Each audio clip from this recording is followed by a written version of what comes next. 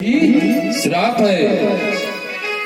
यदि आज का आपने अच्छा कर्म किया है तो अगले जन्म में उसका पुण्य फल प्राप्त होगा, और यदि इस सृष्टि पर आज आपने गलत किया है, किसी के दिल को दुखाया है, किसी आत्मा को तरसाया है, तो उसका श्राप, उसकी बद्दुआ कभी खाली और वापस नहीं जाती।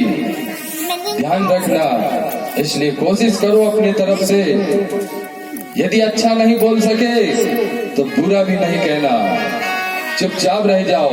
यदि देखना नहीं हो रहा तो वहां से हट जाओ, चले जाओ, परंतु देखते हुए भी आंखें बंद मत करना, अन्यथा किसी से बद्दुआ निकली तो फिर पुनः अगले जन्म में भरना पड़ेगा।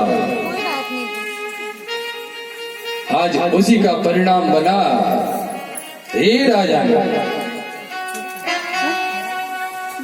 इस समय ऐसा सुंदर ताजमहल बनवाया है, और उस ताजमहल ऐसा बना है वो हस्तिनापुर में कि जहां पर पानी है वहां पर सुंदर कांच जैसी जमीन दिख रही है, और जहां पर कांच लगा है वहां पर जल दिख रहा। जहां समतल जमीन है वहां ऊंचा दिख रहा, और जहां ऊंचा है वहां समतल जमीन दिख रही है। ऐसे महल की रचना करी है। दुर्योधन उसमें भ्रमण करने लगे, घूमने लगे, तो दुर्योधन को समझ नहीं आए कि दरवाजा कहाँ है। जहाँ दरवाजा लगा है वहाँ उसे दीवार दिखती है, और जहाँ दीवार है वहाँ डोर दिख रहा, विंडो दिख रही है।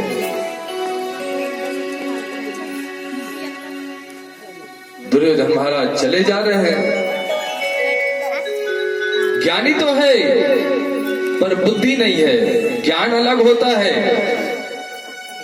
ज्ञान अलग होता है और बुद्धि अलग होती है। एक चीज का ध्यान रखना, या देवी सर्वभूतेषु सरस्वती रूपेण संस्थिता, या देवी सर्वभूतेषु बुद्धि रूपेण संस्थिता। नमः तत्सै, नमः तत्सै, नमः तत्सै, नमो नमः। विवेक जागना चाहिए। जिनका विवेक जाग जाता है वो चलने के पहले आगे का सोच लेते हैं कि आगे क्या होगा। जिनका विवेक नहीं जागता वो आगे का नहीं सोच पाते। केवल 2 4 10 50 100 2 चौपाई याद करने से नहीं होता, 2 4 शास्त्रों के ज्ञान करने से नहीं होता। शास्त्रोक्त ज्ञान भी होना चाहिए, और बुद्धि भी होना चाहिए, और विवेक भी होना चाहिए। दुर्योधन चला जा रहा है, अहंकार से भरा है। वो भी क्या करता, महाराज धृष्टराज के ज्येष्ठ पुत्र है, राजकुमार है। द्रौपदी ऊपर छत पर थी, देखा दुर्योधन महाराज चले जा रहे हैं, तो जहां पर जल था ऐसा लगा कि यहाँ पर जल नहीं है, समतल जमीन है। और दुर्योधन आगे चलने लगे तो जाकर के जहां पर पानी था उस पानी में गिर गए, उस पानी में गिर गए। तो द्रौपदी को हंसी आ गई।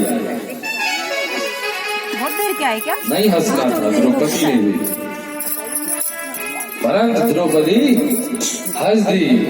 और हंसी तो हंसी, ऊपर से क्या बोली, अरे अंधे का बेटा अंधा ही हुआ। ठीक है आपके वो देवर थे दुर्योधन, आपका जेठ नहीं था, आपका देवर था, पर देवर को भी कैसे बोलना चाहिए, इस बात का ज्ञान होना चाहिए। तो हंसते हुए बोलने लगी कि भैया, अरे क्या तुमको पानी भी नहीं दिख रहा, अंधे के अंधे ही हो। बस ये बात बोल दी, और वही शब्द दुर्योधन के जा करके हृदय में बाण के समान लग गया, आघात कर गया।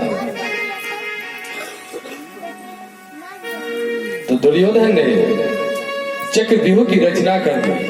नीचे बैठ जाओ। चक्रव्यूह की रचना करी है, और रचना करी तो उनके मामा श्री जो है